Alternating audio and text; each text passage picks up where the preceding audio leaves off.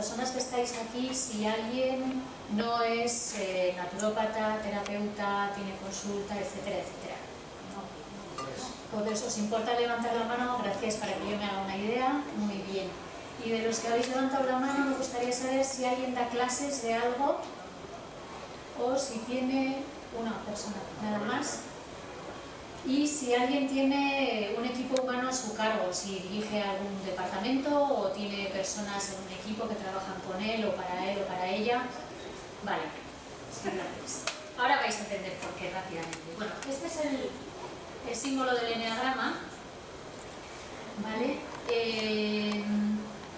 Como me figuraba que la mayoría de las personas aquí no me iban a conocer, pues había traído un pequeño resumen de a qué me dedico. Pero bueno, más o menos a lo mismo que hacéis vosotros. Yo tengo una consulta entre acompañamiento de procesos físicos, psicológicos y espirituales, y estas son las herramientas que utilizo, las principales, porque luego todos tiramos de lo que vamos viendo por ahí. Entonces, este es el símbolo del eneagrama. Y a quien conozca el eneagrama, todas las puertas del conocimiento verdadero, del conocimiento que lleva al despertar, le serán reveladas. Esto lo decía Ouspensky, que es el alumno principal de Gurdjieff, que es la persona que trajo el eneagrama desde Oriente a Occidente.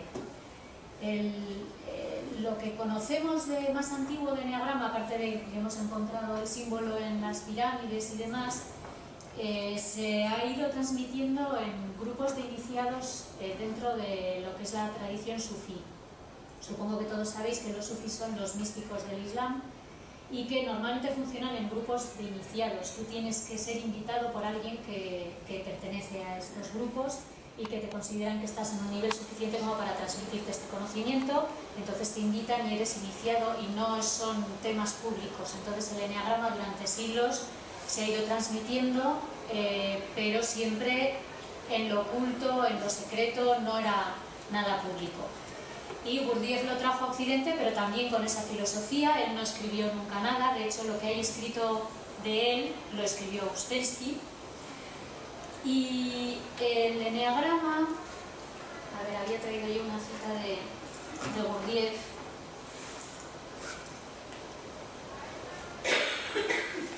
Vamos a ver.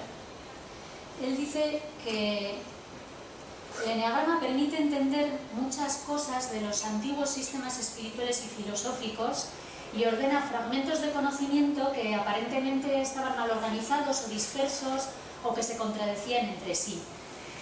Y el eneagrama sirve entonces para comprender y enfocar de manera organizada todos los eventos humanos y de la naturaleza. O sea, en realidad el eneagrama es una representación de prácticamente todo lo que sucede en la vida tal y como la conocemos. En el símbolo del eneagrama están presentes las grandes leyes de la naturaleza de casi todas las filosofías, que son la ley del cero, que es lo que en el Zen se llama el vacío, en el cristianismo sería Dios, o en todas las religiones es el principio que está justo antes de la creación. Es el Aleph de Borges, es la partícula vacía que lo contiene todo y que no es nada, pero tiene todas las posibilidades en sí misma. Contiene la ley del uno, que sería esa potencialidad puesta en movimiento para crear, y que sería lo que en las religiones monoteístas se considera Dios creador o Dios Padre. Tiene la ley del 3, que en Espagiria, por ejemplo, que nos acaba de hablar José Luis, sería el mercurio, el sulfuro y la sal, o en la religión cristiana sería el Padre, el Hijo y el Espíritu Santo, o sería el cuerpo, el corazón y la cabeza, o el plano físico, el emocional y el intelectual. Las matemáticas no son muy fuertes, pero la ley del 3 también tiene sus implicaciones matemáticas. Si cogemos 6, la ley del 3 es, como veis aquí marcado por el triángulo, es el 3, el 6 y el 9.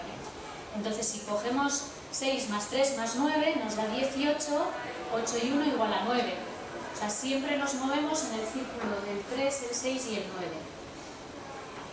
Si cogemos cualquiera de esos números y lo dividimos por 3, nos da también decimales 6 o decimales 3 todo el tiempo. Siempre se repiten el 9, el 6 y el 3.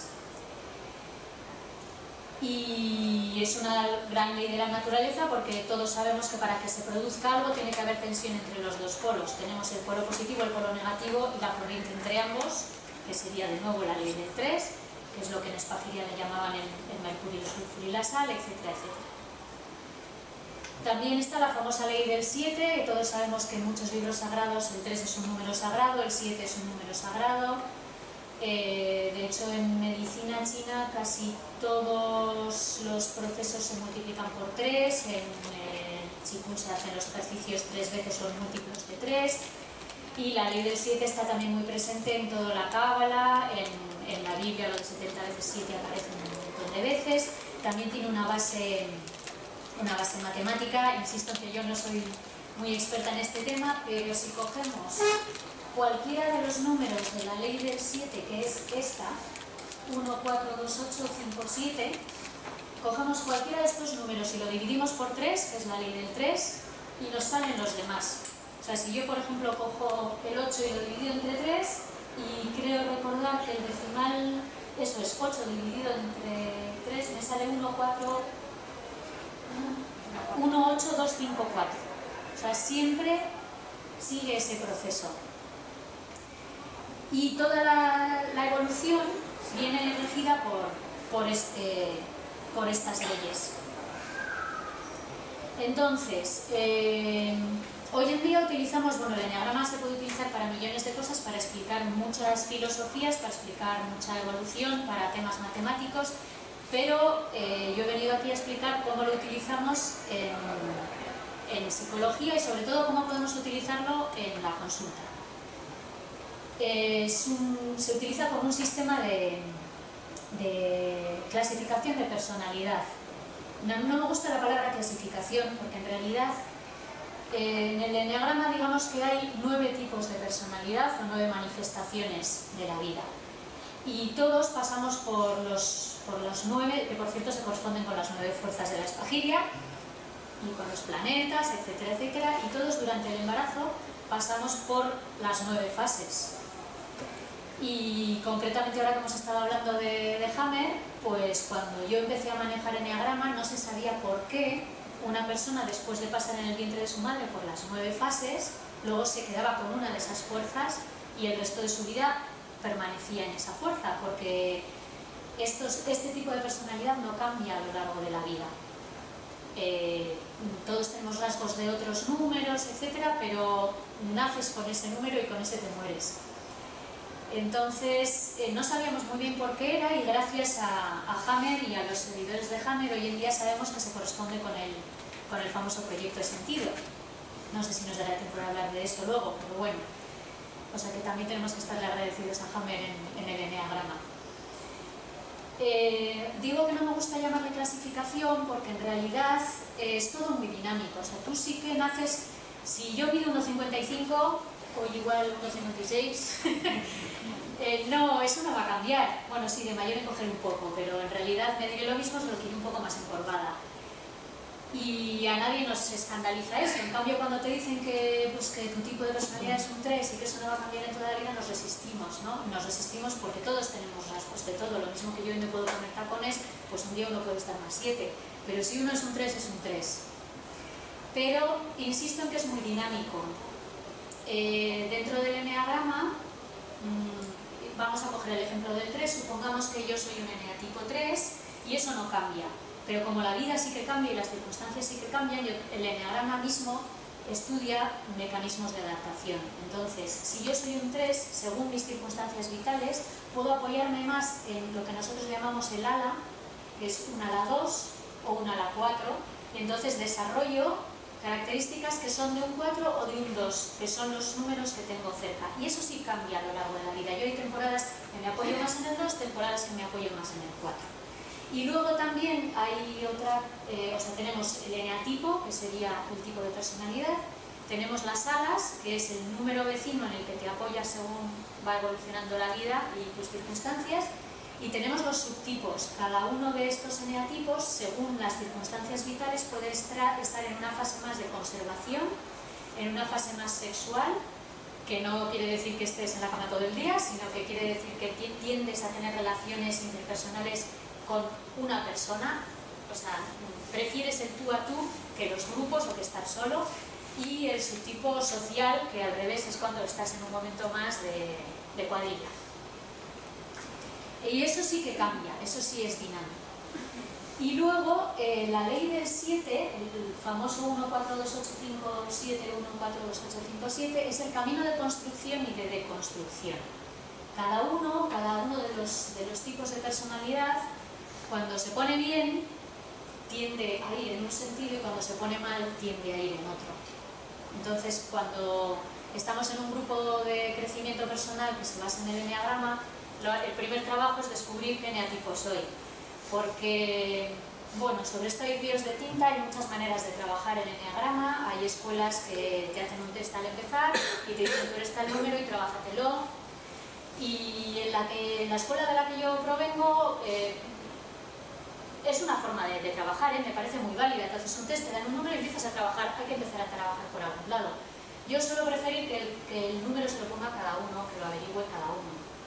Porque al final yo pienso que nadie nunca jamás te debe decir quién eres, salvo tú mismo o tú misma. Entonces el eneagrama es un camino de descubrimiento de tus propias dinámicas. Entonces, por ejemplo, podemos conocer a una persona en un momento determinado y podemos decir, esta persona es un 4, pero luego la tratas más y te das cuenta de que no, y igual es que está en camino de deconstrucción y la hemos pillado en un momento de bajón y está en el 4 porque es su camino de deconstrucción. Estas son dinámicas generales, ya sé que suena todo un poco confuso. Entonces, para animar un poco el tema, había pensado que, aunque yo no soy muy partidaria de lo de los test, pero hay un test muy rapidito que podemos hacer si os animáis. Os animo a que cojáis un papel y va a haber dos grupos. Vamos a tener un grupo que van a tener 3 párrafos, el párrafo A, el párrafo B y el párrafo C. Y luego va a haber otro grupo que va a tener el párrafo X, el párrafo Y y el párrafo Z. Entonces yo voy a leer los párrafos, los vais a tener en la pantalla también para que los leáis. Y no se trata de que le deis muchas vueltas a la cabeza y probablemente digáis esto no encaja del todo al 100% conmigo, pero bueno, se trata de que lo hagáis un poco por impulso y sin darle demasiadas vueltas ni darle demasiada importancia tampoco. Es para que os vayáis de aquí con un eneatipo para empezar a trabajar si os apetece. Pues sí, uno sí, para todo el mundo no he traído, pero... De todos modos, tampoco es un gran esfuerzo de memoria acordarse de AX o BZ o CY, ¿ya tienes? Sí. Bueno, entonces de los 3, vamos a empezar con el grupo 1 y de los 3 párrafos que van a aparecer tenéis que elegir uno, ¿vale? O el A, o el B o el C. El A se tiene que identificar más o menos con tiendo a ser bastante independiente y confiado o confiada. Pienso que la vida va mejor cuando la esperas de frente, me fijo objetivos, me comprometo y deseo que ocurran cosas, no me gusta quedarme sentada, prefiero realizar algo grande y dejar mi huella, no busco necesariamente las confrontaciones, pero no me dejo llevar, ni empujar tampoco, y la mayor parte del tiempo sé lo que quiero y voy a por ello, y tiendo a trabajar mucho y a disfrutar mucho. En rasgos generales, los que os identifiquéis, marcáis la A. La D sería tiendo a estar callado, estoy acostumbrado a estar solo, normalmente no atraigo mucho la atención en el aspecto social y por lo general procuro no imponerme por la fuerza, no me siento cómoda destacando sobre los demás ni siendo competitiva, probablemente muchos dirán que tengo algo de soñador, pues disfruto con mi imaginación, puedo estar bastante a gusto sin pensar que tengo que estar activo todo el tiempo. ¿Sí? ¿Sigo? Y vamos con el grupo C. Tiendo a ser muy responsable y entregado, me siento fatal si no cumplo con mis compromisos o no hago lo que se espera de mí, deseo que los demás sepan que estoy por ellos y haré todo lo que crea que es mejor por ellos, con frecuencia hago grandes sacrificios personales por el bien de los demás, lo sepan o no lo sepan, no suelo cuidar bien de mí misma, hago el trabajo que hay que hacer y me relajo y hago lo que realmente deseo si me queda tiempo. Todo el mundo tiene o una A, o una B, o una C. ¿Y si hay un poco raro? ¿Y si hay entre una y otra letra qué? A ver, ¿qué dice? yo, mira, te propongo una cosa, si solo... si te quedas con 2 de las letras del grupo 1, del grupo 2 solo se puede elegir una, ¿vale? Y entonces te van a salir 2 números y tienes 2 eneatipos para empezar a trabajar. Pero ya más de 2 ya... Este es el grupo 1. Entonces tenéis que, del grupo 1 tenéis que tener o una A, o una B, o una C, ya elegida. Sí, os repito si queréis.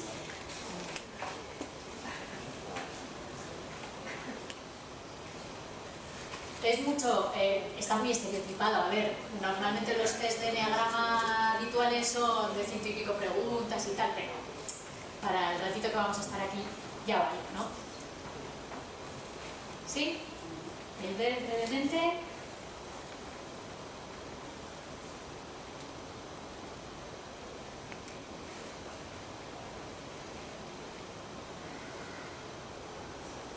Y el C. ¿Seguimos? Vamos con el grupo 2. La X. Soy una persona que normalmente mantiene una actitud positiva y piensa que las cosas se van a resolver para mejor. Suelo entusiasmarme por las cosas y no me cuesta encontrar en qué ocuparme. Me gusta estar con gente y ayudar a otros a ser felices. Me agrada compartir con ellos mi bienestar. No siempre me siento fabulosamente bien, pero trato de que nadie se dé cuenta. Sin embargo, mantener esta actitud positiva ha significado a veces dejar pasar demasiado tiempo sin ocuparme de mis propios problemas. Más o menos. Pasamos a la siguiente. Y. Soy una persona que tiene fuertes sentimientos respecto a las cosas. La mayoría de la gente lo nota cuando me siento desgraciado por algo. Sé ser reservado con los demás, pero soy más sensible de lo que dejo ver. Deseo saber a qué atenerme con los demás y con quiénes y con qué puedo contar. La mayoría de las personas tienen muy claro a qué atenerse conmigo.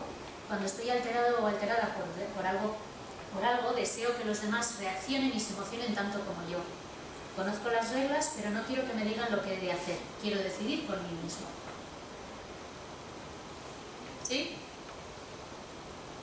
Y pasamos a la Z. Tiendo a controlarme y a ser lógica. Me desagrada hacer frente a los sentimientos. Soy eficiente e incluso perfeccionista y prefiero trabajar solo. Cuando hay problemas o conflictos personales, trato de no meter mis sentimientos por medio. Algunos dicen que soy demasiado fría y objetiva, pero no quiero que mis reacciones emocionales me distraigan de lo que realmente me importa. Por lo general, no muestro mis emociones cuando otras personas me fastidian. O sea que ahora ya tenéis que tener una pareja de letras. O AZ, o BX, o una cosa así. Sí, os vuelvo a poner. X. Estáis muy serios. Esto no es para tanto. Eso, tomarlo como un juego de descubrimiento. Vamos con la Y.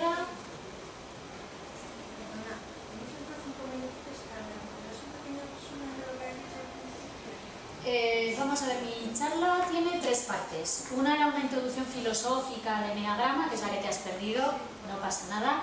Y ahora estamos haciendo un pequeño test para ver en qué eneatipo estamos más o menos los de la sala, y entonces voy a pasar a explicar cada eneatipo. Entonces te has perdido la introducción filosófica, pero llegas a tiempo de escuchar los diferentes tipos de personalidad.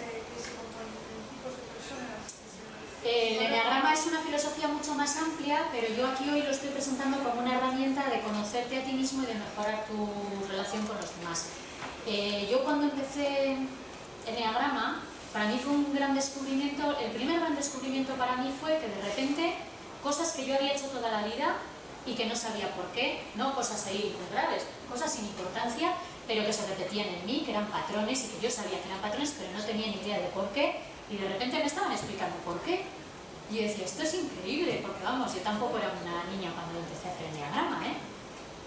Y digo, bueno, pues esto es inaudito, o sea, me están explicando cosas. Por ejemplo, vamos a ver, ¿quién de los de esta sala se ha montado alguna vez en un coche, en el asiento de atrás o en el asiento de copiloto, y estaba el cinturón de seguridad todo enrollado, enroscado y imposible de utilizar?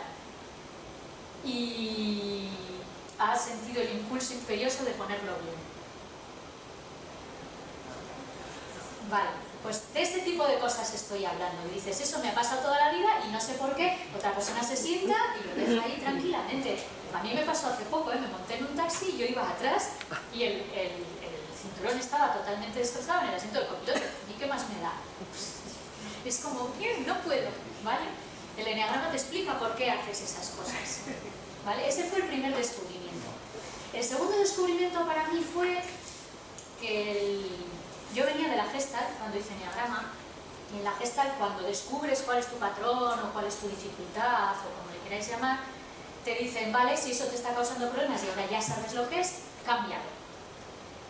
Y yo eso de cámbialo, o sea, yo con eso me tropezaba con una dificultad enorme y no solo yo veía que gente con la que yo trabajaba tampoco, eso es muy fácil decir, vale, ya lo he visto, es verdad que a veces verlo te da esa especie de insight y cambias las cosas, pero otras veces lo sabes y sigues tropezándote y tropezándote y tropezándote y para mí eso era muy angustioso. Y el eneagrama lo que te dice es, acéptalo, es lo que hay. Es lo que hay, o sea, es tu eneatipo, eres así, yo mido 1,55, no me puedo empeñar en ponerme zancos para ir por la calle. Acéptalo, y para mí fue una liberación, porque cuando empiezas a aceptarlo, como dejas de pelearte con ello, dejas de meterle energía, y entonces se rebaja bastante de intensidad, y además tuvo un efecto secundario que pasó a ser casi más importante que el efecto primario, y es que también empecé a entender las tonterías de los demás y empecé a entender por qué las hacían y empecé a aceptarlas. Entonces el efecto secundario es que empiezas a aceptar a los demás también, en vez de pelearte con determinadas actitudes. Y eso para mí es el gran regalo del eneagrama. Eso, y que como veréis luego, porque la tercera parte de mi charla es, bueno, he traído como ejemplo cómo reacciona cada eneatipo en consulta, cómo entra y cómo reacciona ante al trabajo que le propones o a lo que le prescribes y cómo intentar manejar eso, ¿no? Solo para que veáis una pincelada de cómo se puede utilizar el eneagrama en consulta. Entonces, bueno, la escuela de Agurtxane Calderón el año que viene me ha propuesto hacer un curso de formación bueno, en principio iba a ser para naturópatas, pero también le pedí yo que la abriéramos a profesores y a personas que tienen un equipo humano a su cargo, porque os podéis imaginar que en un aula, sean adultos o sean niños o sean adolescentes, el poder saber por dónde entrar a cada persona es muy importante también. Y si estás dirigiendo un equipo humano, saber qué tareas son más apropiadas o qué tarea puede bloquear a una persona, o al revés, sacar todo el potencial de una persona es muy importante. Pero para los que tenemos consulta también es fundamental, porque la noticia que acaba de decir José Luis de tiene usted un cáncer de hígado y aquí estamos para lo que usted quiera, no se le da igual a un 5 que a un 3 que a un 8. ¿Vale? Bueno, ¿dónde íbamos? No, ya no hay grupo 3, ya está. Ya está.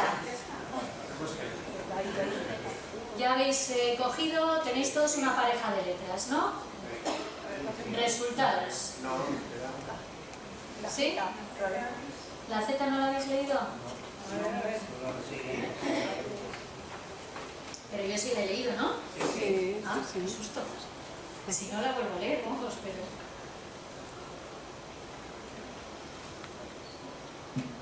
Bueno, ¿todo el mundo tiene ya la pareja? Bueno, la AX podría ser, insisto, que esto es un trabajo de crecimiento personal y que yo no digo tú eres un 7, ¿eh? El AX podría ser un 7, el AY podría ser un 8, el AZ podría ser un 3, el BX un 9, el BY un 4 y el BZ un 5. Parece que estoy dando aquí los resultados de la quiniela. CX un 2, CY un 6 y CZ un 1.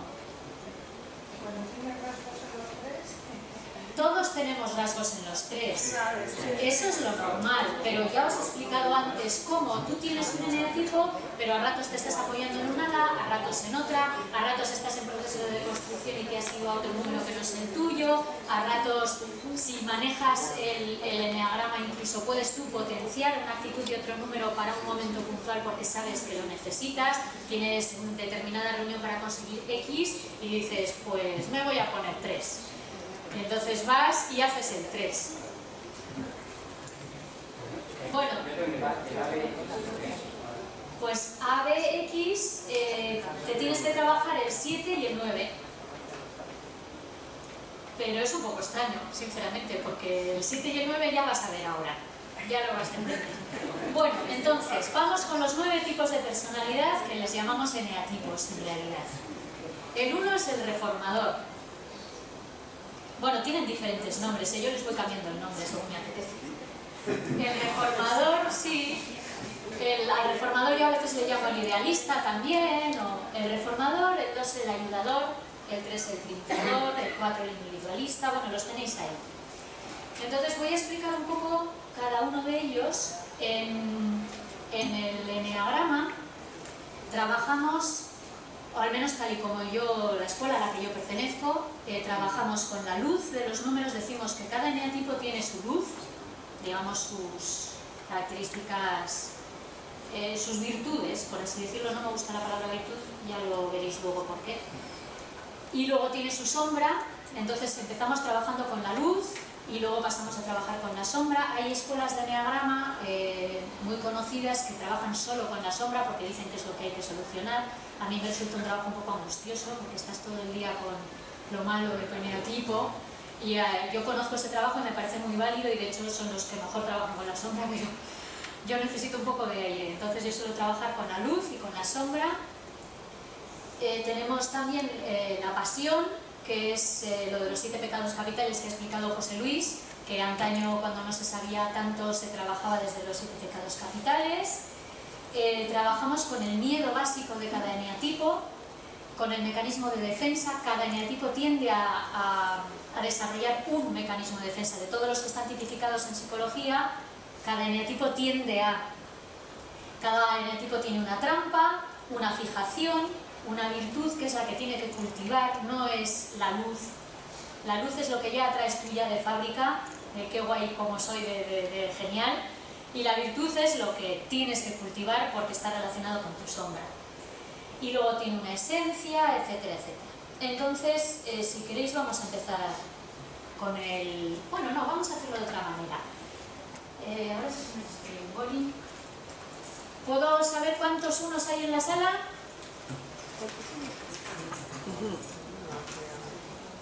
A ver. Vale, 2s, 3s. Vale, 3s, ningún 3. Vale, 4s, es que el 3 es el que más se camufla.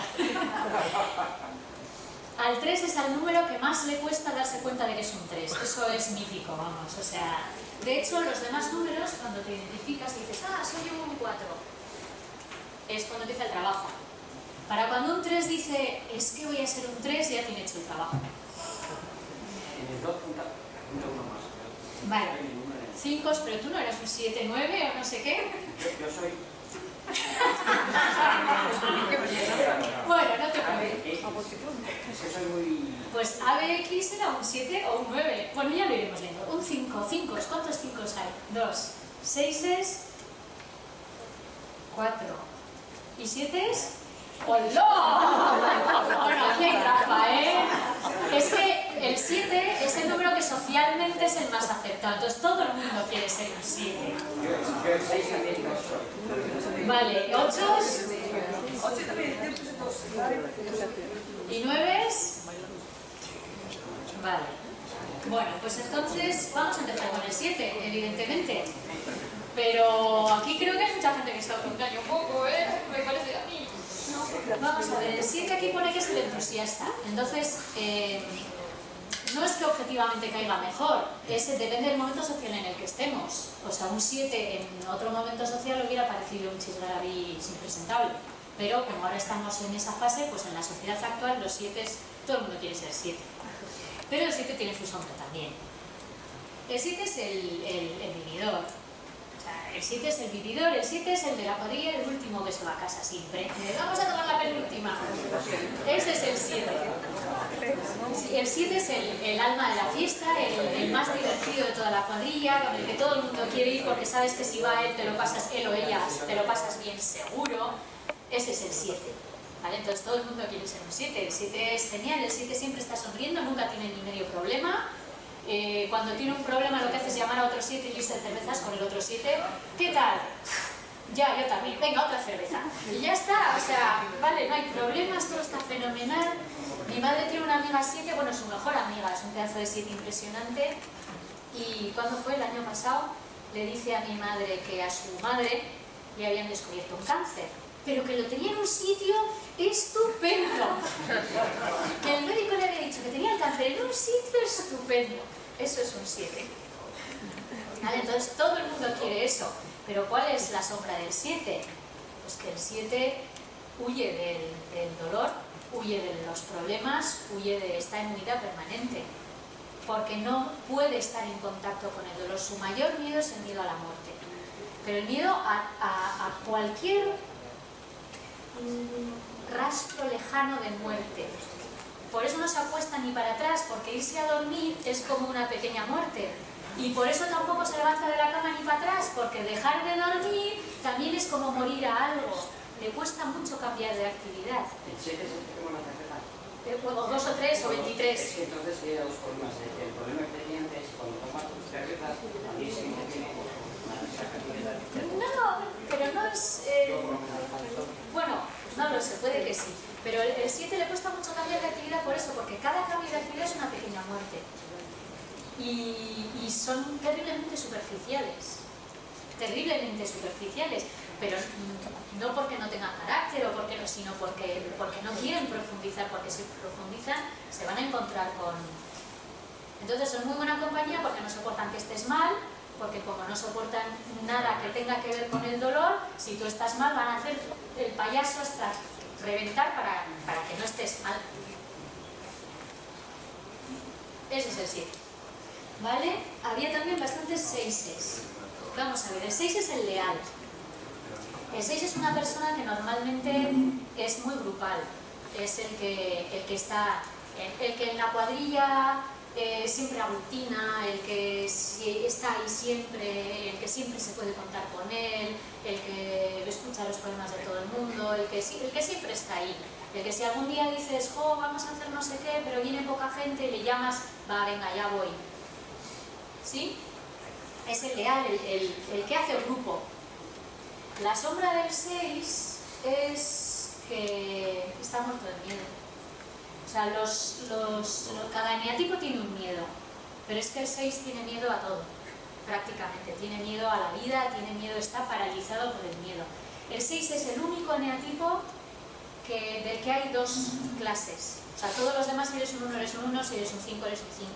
Del 6 puede ser un 6 fóbico o un 6 contrafóbico. El 6 fóbico es el que le paraliza el miedo. O sea, tiene tanto miedo que está paralizado. Yo tenía un amigo 6, digo tenía porque es que ya me ponía muy nerviosa, no lo podía evitar. Solíamos ir al monte y entonces íbamos por el monte y llegábamos a un cruce de caminos y normalmente era yo la que decía por aquí, por allá, tal cual. Y un día nos perdimos y yo ya estaba agobiada porque llegábamos tarde, no me acuerdo a dónde, yo estaba ya cansada, esto que dices ya no puedo más, y llegamos a una encrucijada, venía además tormenta y le dije, decide tú, o sea, yo ya, o sea, pues igual nos tiramos 20 minutos allí hasta que al final dije yo, bueno, pues por aquí, pero lo dije ya de una mala leche ya, o sea, completamente paralizado. O yo tenía otro conocido 6, que tuvimos una bronca impresionante porque yo fui a cruzar una calle de 4 carriles por donde no debía y nos podían haber atropellado. Y una bronca impresionante porque es que él paralizado completamente. Estoy poniendo casos un poco extremos, pero porque son ejemplos bastante... Entonces el 6 es el que no se atreve a hacer nada de puro miedo. También tuve un rollete 6, mira, me acabo de acordar, que vivía en Madrid y entonces pues nada, empezamos a tontear y él venía, yo iba a Madrid y esas cosas y la cosa iba muy bien. Y entonces ya pasamos un fin de semana entero juntos, y en su casa además, y había ido todo fenomenal. Y entonces nada, me acompaña en el taxi a la estación y cuando ya llegamos me dice, bueno, pues qué bien ha ido, ¿no? Y yo, sí. Y ya, pues es que igual va a ser mejor que lo dejemos. Yo digo, pero si ha ido fenomenal.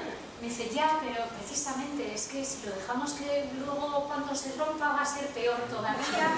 Entonces mejor lo dejamos ahora, porque todavía... Vale, este es el 6 fóbico. Estoy poniendo ejemplos extremos, pero son todos reales, no me estoy inventando ninguno. El 6 contrafóbico tiene la reacción contraria, tiene el mismo miedo, porque es un 6.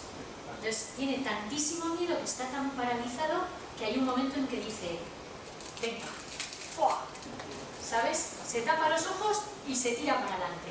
Y claro, cuando se tira para adelante no mide, o sea, es el típico de la empresa que es calladito, que siempre está allí, que trabaja un montón, que tal y que cual, y que nunca llama la atención, y que a todo el mundo le cae bien, pero que tampoco tiene así, ¿sabes? Que un poco gris, ¿no? Y un buen día hay una cena de trabajo y no sabes cómo, de repente se ha tomado 2 copas y es el que se levanta y hace un striptease encima de la mesa, delante de todos los jefes y delante de todo el mundo.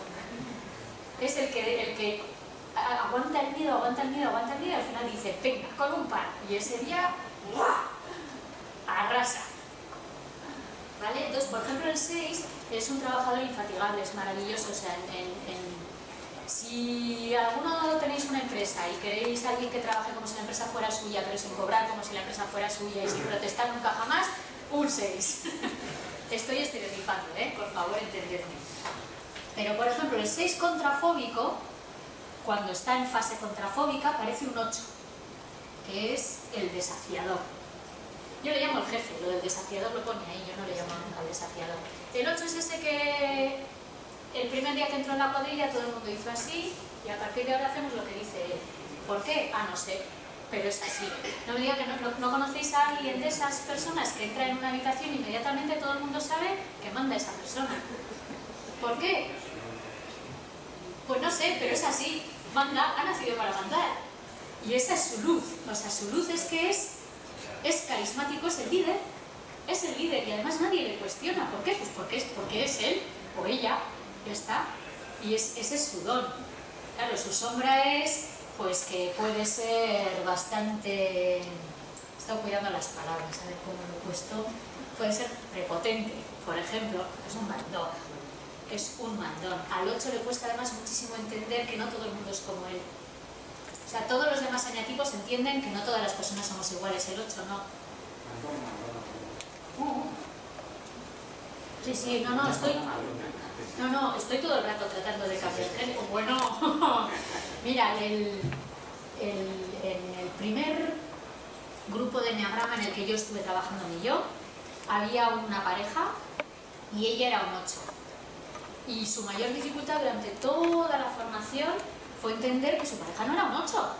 O sea, y que lo que hacía no era porque fuera no sé lo que le parecería a ella, sino porque el chico no era un 8 y entonces ella no entendía, o sea, le parecía sin sangre, le parecía un, no sé, porque el 8 es que es eso, es el rey León. Aquí estoy yo, ¿no? ¿Y a ti qué te pasa? O sea, pues espabila, ¿no? ¿Qué problema hay? ¿Entendéis, no? Un ejemplo que me suele gustar poner de 8, luego depende del subtipo, porque el subtipo social es distinto, pero el 8 sexual, un ejemplo de 8 sexual, por ejemplo, es El Padrino, el de la peli, ¿no? Que ya le veis, va ahí, le besan la mano y no es obispo ni nada, pero otra de las luces del 8 es que es muy protector con los suyos. Eso sí, si no eres de los suyos, te corta la cabeza o lo que haga falta. Pero con los suyos es muy protector, hace todo por su familia y por sus amistades o por el círculo que ella o él considera que es su familia. ¿Se cree que sabe todo? No, el 8 no se cree que sabe todo, no, ese es más bien el 5. El 5. El 5 es el investigador, pone aquí, yo le llamo el intelectual. El 5 tiene una mente privilegiada. Y, a ver, hay 5 inteligentes y 5 con menos inteligencia, no tiene nada que ver con el coeficiente intelectual, ¿eh? Pero el 5 es una persona, le llaman también el observador, es una persona que reúne datos. Entonces entra en una sala, se sienta, observa y seguro que se ha dado cuenta de muchas más cosas que tú y tiene mucha más información que tú. Entonces maneja muy bien la información. Luego ya dependiendo del coeficiente intelectual de cada uno, pero vamos, los grandes investigadores son 5. No necesariamente tienes que dedicarte a la investigación si eres un 5, pero el 5 es, puede ser un ratón de biblioteca o puede ser un informático. Todos tenemos ese amigo o esa amiga más amigo informático que está todo el día con el ordenador encerrado y son bastante solitarios los 5. La sombra del 5 es que es terriblemente frío y desapegado, está tan en el mundo de la mente y de las ideas que no contacta con sus emociones o con sus sentimientos, y si contacta le dan miedo, entonces jamás las expresa, son terriblemente fríos, son gélidos. Eso sí, en la cama son muy buenos, pero no esperes nunca que tomen la iniciativa, ¿eh? Es como que ellos están en sus ideas y entonces si alguien va y cruza la barrera y demás, entonces sí, pero suelen ser, son muy desapegados, muy ermitaños. También yo conocía un matrimonio que él era 5 y era informático además, y entonces él de vez en cuando cogía y se encerraba en la guardilla, que tenía allí su ordenador, su tal, y su mujer ya sabía que cuando le daba una de esas había que dejarle, y como si se tiraba 3 días ahí encerrado. O sea, tienen necesidad de soledad y entonces tienen una cierta dificultad. No tienen dificultad en las relaciones, yo conozco 5 que son, vamos, el alma de la fiesta y tal y cual, pero pasan de todo, o sea, no se preocupan por cómo están los demás, tienen problemas con la empatía, no les cuesta mucho empatizar, o están muy referenciados en sí mismos y en sí mismas. Entonces, si esto me conviene o no me conviene, quiero esto, quiero no, quiero lo otro, o lo analizo o no lo analizo, pero no piensan qué estarás sintiendo tú o cómo le afecta al que tiene enfrente. Vamos a ver, hemos visto el 5, el 6, el 7, el 8, 4 había unos cuantos. ¿Qué pone aquí? El 4, el individualista. Bueno, yo le llamo el artista también. Hace poco estaba en la estación de Renfe de aquí de Irún y vi a un factor de estos del AVE que van con un uniforme gris, no sé si les habéis visto alguna vez, pero el uniforme es gris, gris, gris. Iba con un fular de colores, él, impresionante, dice un 4. O sea, el 4 es el 4 es el artista, es la creatividad. Eso no quiere decir que los demás números no sean creativos. Esto es una cosa importante que tengo que explicar. Vamos a ver. Cuando yo digo que el 8 es el jefe, eso no quiere decir que los demás eneatipos no puedan mandar. O cuando yo digo que el 4 es el artista, eso no quiere decir que otro eneatipo no pueda ser artístico ni creativo. Es desde dónde se hacen las cosas. Lo mismo que cuando he dicho que el 6 es leal, eso no quiere decir que los demás eneatipos no puedan ser leales, lo son. Es desde dónde y por qué lo hace. En el 6 la lealtad es estructural, es quien es. En otro momento determinado otro eneatipo puede ser muy leal, pero es por otros motivos. ¿Vale? Eso es muy muy importante en el eneagrama. O sea, no se trata de que uno es eso, el artista y los demás ya no pueden pintar un cuadro en su vida, no. Entonces, el 4 está muy preocupado por la individualidad y por ser el mismo, y su eterna pregunta y su eterna duda es: ¿estaré siendo auténtico o auténtica? Entonces, siempre visten de una forma diferente, o sea, a su forma, porque la individualidad para ellos, la identidad es muy importante. Entonces, muchas veces en consultas, si te fijas en la forma de vestir, suele ser ayuda. Los 4 eso vienen un poco extravagantes, así con un toque suyo personal diferente. Son muy muy artísticos, están muy en contacto con sus sentimientos. A un 4 cuando le preguntas ¿y usted qué piensa de?, te contestará siempre lo que siente, nunca lo que piensa. Siempre lo que siente. Y la sombra del 4 es pues es esa especie de autoabsorción que tienen en sí mismos. Están tan a la búsqueda de sí mismos que les cuesta implicarse con los demás. Y, por ejemplo, les cuesta mucho tener pareja estable, me refiero, porque siempre están con, ¿será esta la persona de verdad auténtica que es la que tiene que ser mi pareja? Y siempre están en esa duda.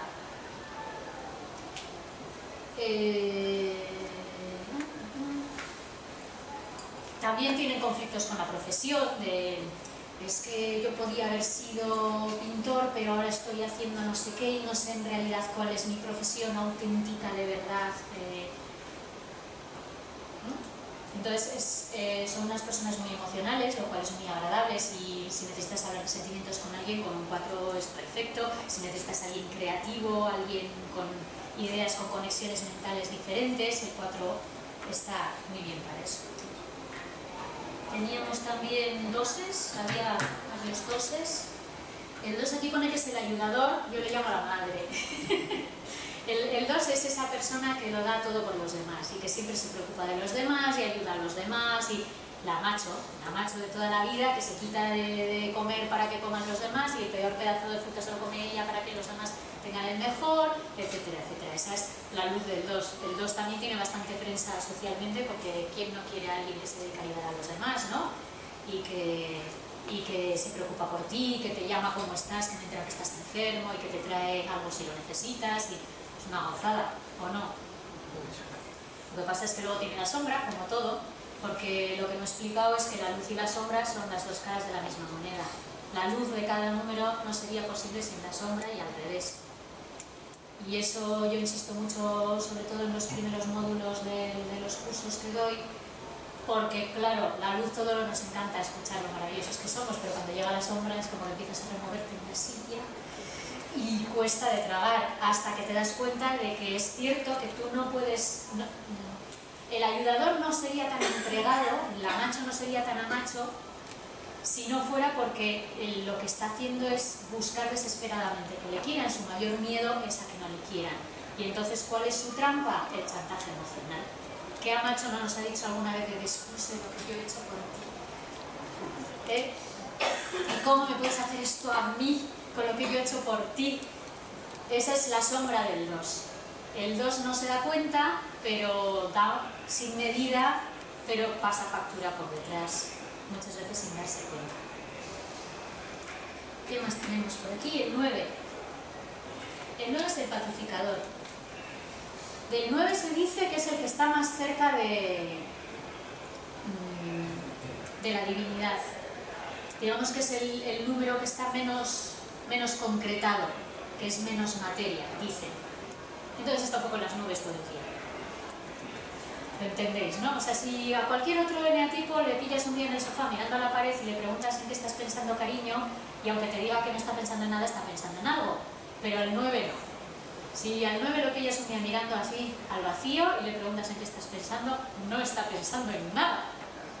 Porque es una capacidad que tiene el 9. El 9 está un poco en las nubes.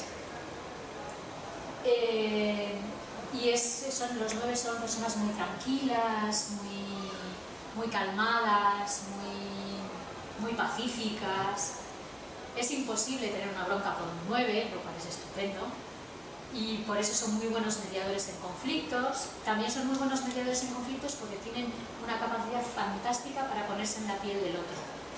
O sea, estos tienen la empatía, al contrario que el 8, la tienen muy desarrollada. ¿Cuál es el problema? Que como entienden todas las posturas, nunca toman una decisión. O sea, pueden mediar en un conflicto, pero no pueden resolver sus propios conflictos. Porque les cuesta tanto bajar a lo concreto, les cuesta terriblemente bajar a lo concreto. Y si bajan, les cuesta mucho decidir, porque este camino está bien, pero este otro también, y este otro también, y además qué fatiga, voy a mirar la pared un rato. ¿Entendéis, no? Y luego nos queda el 1, ¿no? Y el 3. ¿Y la sombra? Perdona.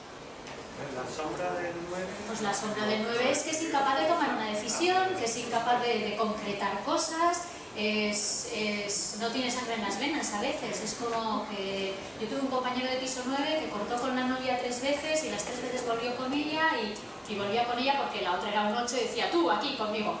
Y entonces el otro decía, vale, ¿no? Y luego cuando las cosas dejaban de funcionar, pues cortaba, pero al cabo del rato volvía ella a decir, tú aquí conmigo. Entonces los 9 tienen un serio problema de concretar y de no estar todo el día en la abstracción tienen también a veces un problema de acción, les cuesta esa adaptación. Y nos queda el 1 nada más. Y el 3 es verdad. El 1 es el reformador o el idealista, le llamo yo también. El mundo, la sociedad tal y como la conocemos, el progreso del que hablábamos en la primera conferencia, los grandes avances sociales, el estado del bienestar, lo debemos a la lucha de los 8 y los 1. O sea, todas las grandes conquistas sociales, las reformas, las huelgas, las peleas, la lucha por el ideal, siempre vienen de la mano del 1, que es el idealista, y del 8, que es el desafiador. Entonces, Gandhi era un 1. O sea, los grandes luchadores por los ideales, los que por un ideal son capaces de sacrificar su propia vida, su familia, su lo que sea, por un ideal, ese es el 1. Entonces, la luz del 1 es que son capaces de luchar, de sacrificar, de ver, tienen una capacidad de síntesis muy buena y de análisis. Entonces ven la situación, ven lo que habría que hacer, siempre ven el ideal. O sea, si ahora estamos fenomenal, pues uno no estaría ya maquinando qué se puede hacer el año que viene para que el congreso sea mejor todavía. Entonces el año que viene va a haber un cojín en cada silla porque vamos a estar mucho mejor. La sombra del 1, pues que están en una tensión constante, terrible, porque siempre están buscando el ideal y siempre están buscando la perfección. Y claro, ser un perfeccionista es bastante duro para ellos mismos y bastante duro para los demás, porque como siempre ven lo que falta para llegar al ideal, pues siempre están metiendo el dedo en el ojo. Con, sí, esto está muy bien, pero, ¿sabes? Tener un padre 1 o una madre 1, de mira lo que he traído de las notas del colegio. Sí, pero, siempre ven lo que falta. Y entonces son terriblemente juzgadores y juzgadoras, porque siempre están comparándolo todo con el ideal, a las personas también. Entonces, hombre, hay que decir que juzgan muchísimo, pero que si a ti te han juzgado, antes a ellos te han juzgado 5 veces más de lo que te han juzgado a ti. Eso también es verdad, pero son difíciles de llevar. Yo no sé si conocéis un poco la vida de Gandhi. Fue un reformador maravilloso y genial, pero había que ver cómo trataba a su mujer y a sus hijas. Y la pasión del 1 es la ira, porque claro, cuando estás en esa tensión terrible entre el ideal y la realidad, el ideal y la realidad se te pone ligado así. ¿Ves? Otro estudio bonito es las enfermedades típicas de cada número, pero no nos da tiempo a todo. Y nos queda el 3. El 3, aquí pone que es el triunfador. Yo... sí, es el triunfador. ¿Para qué lo vamos a negar? El 3 es el que siempre cae de pie. Yo tuve un compañero de carrera 3 que compañero de carrera, se estudió antes conmigo en el colegio. En el colegio era el empollón. Sacaba todo 10 y además de buena familia, niño de papá y tal. Y entonces en clase, pues eso, el empollón, tampoco le hacía mucho caso. Y además de sacar 10 y de todo, estudiaba la carrera de piano y vamos, o sea. Y un buen día sacaron un concurso de teatro en el colegio y de repente dijo que se había apuntado al concurso de teatro y todos le miramos como diciendo, el empollón que se ha apuntado oye, ganó el primer premio, el mejor actor. O sea, eso es un 3. El 3 tiene una capacidad para triunfar en lo que se propone impresionante. Entonces son muy camaleónicos. O sea, mira, Mario Conde, genio de las finanzas, no sé qué, no sé cuántas entrevistas en televisión, vamos, todos los brokers querían ser como Mario Conde, luego tiene sus crisis personales, tal cual, no sé qué, y ahora se dedica a lo nuestro y vamos, es un gurú del crecimiento personal y vive de dar unas conferencias estupendas y de publicar libros maravillosos y también tiene un éxito fenomenal en un mundo que es completamente opuesto a lo que él hacía antes. Eso es un 3. Eso es un 3. O sea, ahora de repente soy un empollón de la clase y ahora de repente soy actor de teatro y ahora de repente soy hippie y ahora de repente soy broker de bolsa. Y da igual, porque triunfan todo. Entonces, lo que le pasa a los 3 es que se cansan. O sea, los 3 inician un proyecto fenomenal y cuando ya está en marcha lo dejan, y que lo termine un 1, por ejemplo, o un 6, o un 1 y un 6 juntos, yo ya me voy a otra cosa que ya me he cansado. Les cuesta mucho terminar las cosas y luego están muy desconectados de sí mismos, porque ellos mismos no saben lo que sienten, no tienen ni idea, porque sienten lo que es adecuado a cada situación para triunfar y piensan lo que es adecuado a cada situación para triunfar y se visten como es adecuado en cada situación para triunfar y lo hacen automáticamente. No es que sean unos... son camaleónicos, no son hipócritas. ¿Me explico, no? ¿Sí? Entonces... Una pregunta, disculpa. Sí. La figura esa. Sí. La línea que va del 7 al 1 y del 1 al 4, ¿qué significado tiene? Del 7 al 1 y del 1 al 4. Bueno, ese es el camino de construcción y de deconstrucción. Eso, si os animáis alguna vez a hacer el taller de enneagrama, un 1, ¿tú en qué número te había salido? Así por curiosidad. 7. Tú un 7. Bueno, pues los 7 cuando se ponen mal se van al 1. Y del 1 se van al 4, y del 4 al 2, y del 2 al 8, y del 8 al 5, y del 5 al 7, y eso pueden hacerlo en varios... puedes hacerlo en un minuto, tac, tac, tac, tac, tac, y puedes estar un día en el 5, otro día en el 7, cuando se desestructura, se empieza a autocriticar, y empieza a automachacarse, y entonces se deprime y se va al 4 de yo soy diferente, ¿dónde está mi identidad? ¿Me explico? Y entonces cuando pasa de la fase 4 se va a la fase 2 y empieza con lo majo que soy yo y que siempre me estoy preocupando de que los demás se lo pasen bien y ahora nadie me hace ni caso. Y entonces se va al 8, pues se van a enterar porque voy a sacar la katana y les voy a cortar el cuello a todos. ¿Vale? Y entonces se va al 5, no, a ver, tengo que entender esto, ¿qué está pasando? ¿Qué está pasando? Va, mejor me voy a llevar unas cervezas, ya está en el sitio otra vez. Vale. Entonces, lo más importante del trabajo, aparte de estudiar todos los eneatipos y ver las dinámicas y de reconocerte tú y reconocer a los demás, es el proceso de integración. Comprender qué es lo que haces, cómo lo haces, por qué y para qué, aceptarlo y desarrollar el observador, la atención vigilante, porque nuestra personalidad va con nosotros. O sea, ya sé que ahora está muy de moda lo de la trascendencia y yo no sé de qué tradición seréis vosotros. Yo personalmente considero que si la energía o la divinidad o como le queráis llamar se ha concretado en esta materia que veis aquí, será por algo y me toca lidiar con esto que hay aquí. Entonces yo ya sé que bueno, pues que intentar trascender el cuerpo y intentar trascender el ego y todo eso son líneas de trabajo. Yo pienso que lo que no debemos hacer es creernos que este cuerpo y esta mente y estas emociones y esta personalidad y mi eneatipo soy yo. Yo soy algo mucho más grande, pero esas son las herramientas que me ha dado la vida en el aquí y el ahora para funcionar y para cumplir mi misión en este mundo. Entonces, el eneagrama, a través de la atención vigilante y del observador, lo que te permite es no ser esclavo de tu personalidad y no ser esclavo de tus propias dinámicas, sino que si eres un 7, haces el payaso cuando decides hacer el payaso y no porque lo haces compulsivamente. Si eres un 1, pones en marcha el juicio cuando es necesario juzgar la situación y no cuando no lo controlas, etcétera, etcétera. ¿Me explico? Y creo que se nos ha pasado ya la hora, es una pena, porque no vamos a ver los eneatipos ante la terapia. Tendréis que apuntaros al curso o no sé. De todos modos, tenéis por aquí mi Facebook y... bueno, había puesto, fijaos, teníamos los eneatipos ante la terapia, que es cómo reacciona cada eneatipo cuando entra en terapia, quién es colaborador con el terapeuta, quién va a intentar seducirte para llevarte a su terreno. A ver, te doy 5 minutos de regalo, ¿vale? Venga, pégales un repaso rápido. Bueno, rapidísimamente entonces.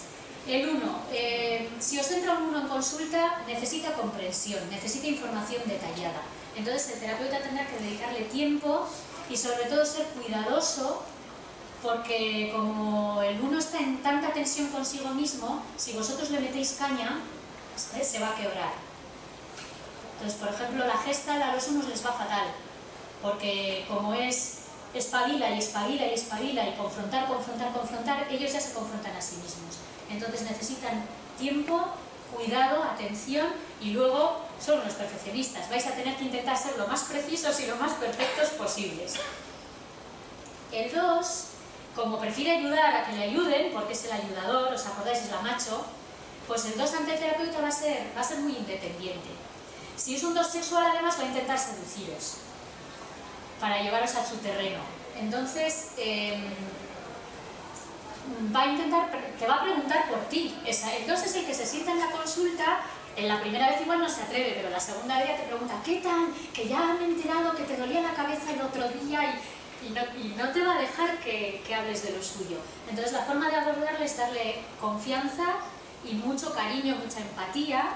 Y luego a la hora de las explicaciones, los 2 no necesitan una explicación detallada de su enfermedad o de cómo puede ser un 1 o un 5 que necesitará hasta libros y de todo, sino que lo que necesitan es explicaciones para los demás. Cómo le va a afectar a su familia, cómo le puede... O sea, siempre está en modo ayuda. Entonces, si le das información para los demás, le vas a ayudar más que intentando explicarle lo suyo. El 3 mide la terapia en tiempo y en dinero, quiere eficacia. ¿Vale? Eso de las terapias largas, como que no. A ver, yo he venido aquí, estoy pagando, a un 3 no le hagáis esperar en la sala de espera porque os tacha de la lista y se va donde otro terapeuta rápidamente, ¿vale? Entonces, como va todo en cuestión de tiempo y de dinero y quiere resultados ya, pues es un paciente que asume riesgos, que está dispuesto a cirugía, a tratamientos experimentales y a lo que sea. Y le importa la eficacia, las estadísticas, muchos títulos en la pared y esas cosas. El 4 suele venir muy afectado por su enfermedad, como es el especial, el artista, el de la identidad, pues suele venir hecho polvo. Y entonces necesita trato personal, suelen ser muy ciclotímicos, entonces es de los más inconstantes. Viene 2 días y luego ya no lo vuelves a ver y se va donde otro terapeuta porque de repente ha entrado en otra fase, ¿sabes? Entonces... también va a sacar el arma de no me entiendes, porque uno de los dramas del 4 es que piensa que no le entiende nadie, porque piensa que es único y que no hay nadie como él y que nadie lo pasa tan mal como él. Entonces hay que estar muy calmado cuando uno es terapeuta de esta gente y no reaccionar a provocaciones y procurar hacerle sentirse entendido y darle un trato muy personal. Él es especial o ella es especial. El 5 escucha más que habla, os va a costar Dios y ayuda de, bueno, cuénteme qué le ocurre, como que difícil. Más bien, vengo aquí a que me cuente usted a mí qué me ocurre, ¿no? Porque es el observador, es el que escucha. Y tengo una amiga homeópata que siempre dice que la mejor manera de decirle a un 5 que se va a morir de cáncer es decirle, mire, usted se va a morir, pero aquí tiene 5 tomos sobre el tipo de cáncer que tiene usted, pero el tipo específico, con el tipo de célula y el todo, y además le doy un estudio de casos similares a los suyos, y además, eso, le llenas de información y según esta amiga mía se va casi contento en casa. No, escucha más de lo que habla, ya he dicho, en la anamnesis es difícil tirarle de la lengua, lee mucho, entonces necesitará que le demos información para leer sobre su enfermedad. Y lo que pide es más competencia que empatía. Se mueve en el nivel mental. Entonces al 5 de usted no se preocupe y cómo estás cariño y 2 besos y no te los va a rechazar, pero como que te dan igual, ¿vale? Entonces hay que darle información más técnica que a todos los demás. Explicarle los protocolos, por ejemplo. Eso a otro eneatipo a mí no se me ocurre explicarle los protocolos, pero al 5 sí. Y dedicarle tiempo. Aprecien que se les dedique tiempo. El 6, ya sabéis que es el que está dominado por el miedo, entonces tiene una parálisis inicial y luego reacciona, sobre todo si es contrafóbico. Suelen ser muy obedientes, estos son los mejores pacientes que, o sea, si tú le dices haga esto, va y lo hace y sabes que se está tomando lo que le has mandado, que va a hacer lo que le has dicho que haga, o sea, son muy obedientes. Y lo que le piden al terapeuta es sinceridad y le piden lealtad. lealtad, que es lo que ellos ofrecen también. Te piden lealtad, sinceridad, y yo recomiendo proporcionarles, según el tipo de problema con el que vengan, grupos de apoyo. Como son muy grupales, el participar en un grupo de apoyo les viene bien. Los 7 son el optimista nato, entonces vendrá en negación. A mí no me pasa nada, estoy enfermísimo, pero no me pasa nada. Y luego buscan el beneficio inmediato, porque no soportan el dolor y no soportan estar enfermos, entonces quieren beneficio inmediato, y entonces, si no me vale esto, pues denme otra terapia, y si no probamos otra cosa, y si no probamos otra cosa, y si no probamos otro terapeuta. Estos son otros de los que se van mucho de la consulta. El 8 es mal paciente, y no le hagas preguntas porque él no, o sea, ¿tú quién eres a mí para preguntarme nada? A ver. Y tampoco quieren un diagnóstico, o sea, a mí dime qué tengo que hacer y dame una solución, y ahórrate el resto. No me hagas preguntas, no me expliques, no me diagnostiques, a mí dime, dame una solución y punto, y ya está, ¿no? Y tienden a culpabilizar al terapeuta. Ojo con estos. Entonces, hay que respirar hondo también, no entrar en las trampas como con el 4, y si se consigue establecer una relación de amistad, entonces pasas a formar parte del círculo de la familia, del padrino, y entonces ya esa es la forma de entrarles mejor. De hecho, el 8 se suele buscar un terapeuta que sea amigo suyo. Es raro que vaya a una consulta donde no conoce a la persona. Normalmente busca a alguien que ya es de la familia. Y el 9 es buen paciente en el sentido de que no tiene ninguna prisa. Da igual lo grave que sea la enfermedad o la afección o la depresión que tenga. No tiene prisa, pero es muy fatalista. Entonces viene ya con el chip negativo puesto, y luego, como está en las nubes, pues normalmente no sigue el tratamiento. Y luego son muy cabezotas, muy cabezotas. Entonces hay que convencerlo, hay que ganárselo, hay que motivarlo. Primero, que tienen dificultad con la acción. Segundo, que se distraen. Y tercero, que como le pises mucho el callo, bronca con él no vas a tener, pero apalancamiento y yo soy más cabezota que tú, sí. Entonces, un poco de mano izquierda, ganárselo y convencer. Esto no lo vamos a ver, los eneatipos y la dieta, los eneatipos y la ansiedad, los eneatipos y la drogadicción, los eneatipos y los remedios homeopáticos y las flores de Bach. Y terminamos con una frase de Lao Tse, o Lao Tzu, o como le queréis llamar. Aquel que se conoce a los demás es docto, y aquel que se conoce a sí mismo es sabio. Gracias por vuestro tiempo, y aquí tenéis mi Facebook y mi correo electrónico. Y de todos modos, si queréis información sobre el curso de Enneagrama que va a organizar la Escuela de Agurtzane Calderón el año que viene, me podéis dejar ahora vuestro correo electrónico y os mandaremos información. Estaré aquí un minutillo o fuera o donde no estorbemos. Vale. Y gracias por los 5 minutos extra, guapa.